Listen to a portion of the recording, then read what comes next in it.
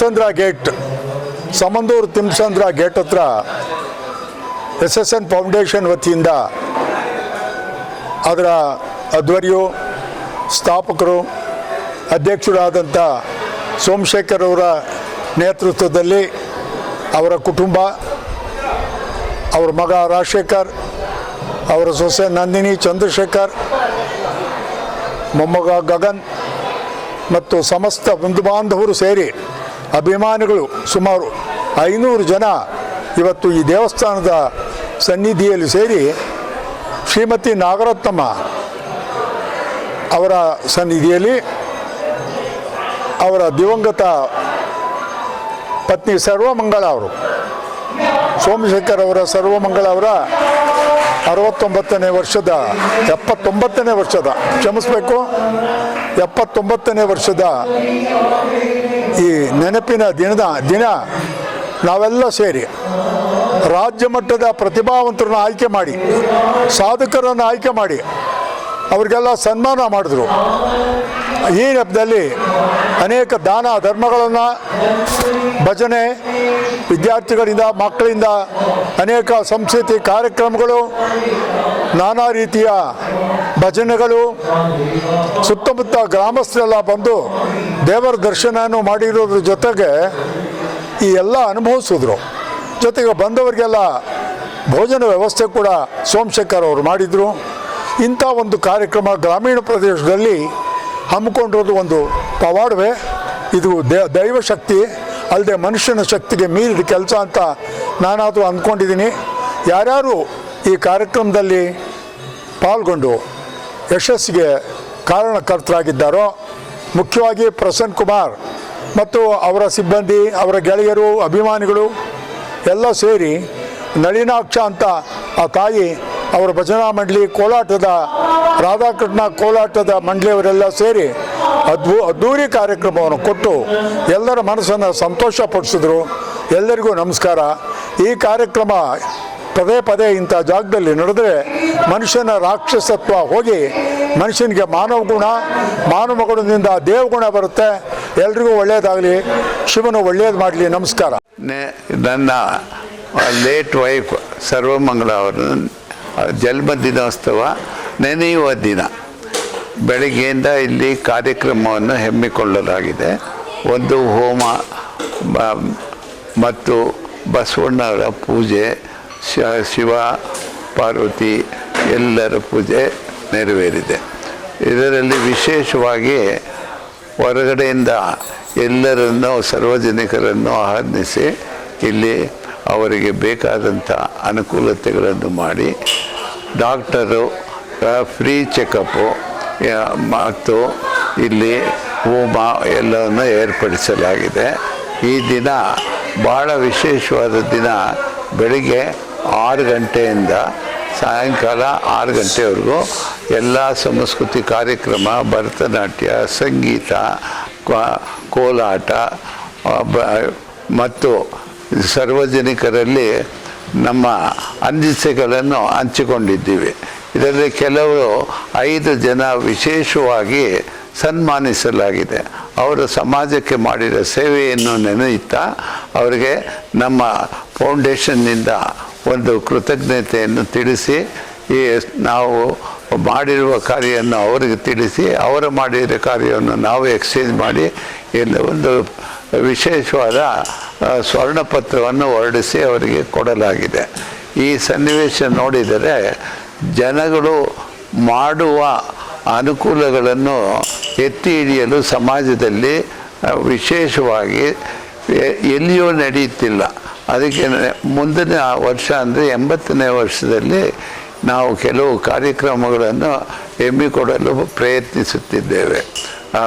ಯಾವುದೇ ವಲಯದಲ್ಲಿ ಒಂದು ವ್ಯವಸಾಯ ಆಗಲಿ, ಒಂದು ಕೈಗಾರಿಕೆಯಾಗಲಿ, ಒಂದು ಸ್ಕೂಲ್ ನಡೆಸೋದಾಗಲಿ, ಯಾರು ವಿಶೇಷವಾಗಿ ನಡೆಸುತ್ತಾರೆ ಅನ್ನೋದನ್ನ ಕಂಡುಹಿಡಿದು ಅವರಲ್ಲಿ ಇರುವ ಪ್ರತಿಭೆಗಳನ್ನು ಸಮಾಜಕ್ಕೆ ಎತ್ತಿ ತೋರಿಸುವ ನಮ್ಮ ವಿಶೇಷ ಕಾರ್ಯಕ್ರಮ ಹಮ್ಮಿಕೊಳ್ಳಲಾಗಲು ನಾವು ಬಯಸುತ್ತೇವೆ. ನಂತರ ಆರೋಗ್ಯ ಸಮಸ್ಯೆ ಬಹಳ ಬಾಧಿಸುತ್ತಿರೋದ್ರಿಂದ ಈ ಹಳ್ಳಿಗಳ ಕಡೆಯಲ್ಲಿ ವೈದ್ಯ ಶಾಲೆಯ ಅಭಿವೃದ್ಧಿಗೆ ಯಾವುದೇ ಸೌಕರ್ಯ ಇಲ್ಲ. ಆ ಸೌಕರ್ಯವನ್ನು ಕಲ್ಪಿಸಲು ನಮ್ಮಿಂದ ಸಾಧ್ಯವಿಲ್ಲ. ಈ ಥರ ಕಾರ್ಯಕ್ರಮಗಳಲ್ಲಿ ನಾವು ಅವರಿಗೆ ಉಚಿತ ಚಿಕಿತ್ಸೆಯನ್ನು ಕೊಡಲು ನಾವು ಪ್ರಯತ್ನವನ್ನು ಪಡುತ್ತೇವೆ. ನಮಸ್ಕಾರ. ಆತ್ಮೀಯರಾದಂಥ ಪ್ರಸನ್ನ ಕುಮಾರ್ ಅವ್ರಿಗೂ ನಮಸ್ಕಾರ. ಇವತ್ತು SSN ಫೌಂಡೇಶನ್ ಕೈಲಾಸನಾಥ ದೇವಸ್ಥಾನದಲ್ಲಿ ನನ್ನ ತಾಯಿಯವರಾದಂಥ ಸರ್ವಮಂಗಳ ಸೋಮಶೇಖರ್ ಅವರ 79ನೇ ಜಯಂತಿ ಆಚರಣೆ ನಡೀತು. ಈ ಆಚರಣೆ ಸಾಮಾಜಿಕ ಕಾರ್ಯಕ್ರಮಗಳಿಂದ ಶುರುವಾಯಿತು. ಹೆಲ್ತ್ ಕ್ಯಾಂಪ್, ಐ ಕ್ಯಾಂಪನ್ನು ಆಯೋಜಿಸಲಾಗಿತ್ತು. ಅದೇ ಅಲ್ಲದೆ ಕಲ್ಚರಲ್ ಪ್ರೋಗ್ರಾಮು ಇತ್ತು. ಸನ್ಮಾನ ಸಮಾಜದಲ್ಲಿ ಗಣ್ಯ ವ್ಯಕ್ತಿಗಳಿಗೆ ಸನ್ಮಾನವೂ ಇತ್ತು. ಈ ಸನ್ಮಾನದಲ್ಲಿ ಡಾಕ್ಟರ್ ಗಿರೀಶ್ ರಾವ್ ಅಂತ ಡಾಕ್ಟ್ರು, ಕಲಾವಿದರಲ್ಲಿ ಸುಚೇಂದ್ರ ಪ್ರಸಾದ್ ಪ್ರಾದೇಶಿಕ ಅಧ್ಯಕ್ಷರು ಸಂಸ್ಕಾರ ಭಾರತಿ ಅವರು ಕಲಾವಿದರು, ನಿರ್ದೇಶಕರು ಅವ್ರಿಗೆ, ಹಾಗೆ ಡಾಕ್ಟರ್ ತಾನಾ ಕುಮಾರಸ್ವಾಮಿ ವಿಧಾತ ಸಂಸ್ಥೆ ಸಂಸ್ಥಾಪಕರು, ಹಾಗೂ ಬನಶಂಕರಿ ದೇವಸ್ಥಾನದಲ್ಲಿ ಎಕ್ಸಿಕ್ಯೂಟಿವ್ ಆಫೀಸರ್ ಆಗಿ ನಿವೃತ್ತಿ ಹೊಂದಿದ ಲಕ್ಷ್ಮೀ ಮೇಡಮ್ ಅವ್ರಿಗೆ, ವ್ಯವಹಾರದಲ್ಲಿ ಭಾಳ ನಿಪುಣರಾದಂಥ ಉದಯ್ ಶಂಕರ್ ಅಕ್ಷಯ ಬಿಲ್ಡರ್ಸ್ ಮಾಲೀಕರಿಗೆ, ಅವ್ರಿಗೆಲ್ಲರಿಗೂ ಸನ್ಮಾನ ಆಯೋಜಿಸಿದ್ವಿ. 100 ಜನ ಬಂದು ಹೆಲ್ತ್ ಕ್ಯಾಂಪ್ನಲ್ಲಿ, ಐ ಕ್ಯಾಂಪ್ನಲ್ಲಿ ಉಪಯೋಗ ಪಡ್ಕೊಂಡು, ತಪಾಸಣೆ ಮಾಡಿಸಿ ಉಪಯೋಗ ಪಡ್ಕೊಂಡು ಹೋಗಿದ್ದಾರೆ. ಎಲ್ಲರೂ ದೇವಸ್ಥಾನಕ್ಕೆ ಬಂದು ಈ ಶಿವನ ಆಶೀರ್ವಾದ ಅನುಗ್ರಹ ಪಡೀರಿ ಅಂತ ಕೇಳ್ಕೊತ ನನ್ನ ಮಾತು ಮುಗಿಸ್ತೀನಿ.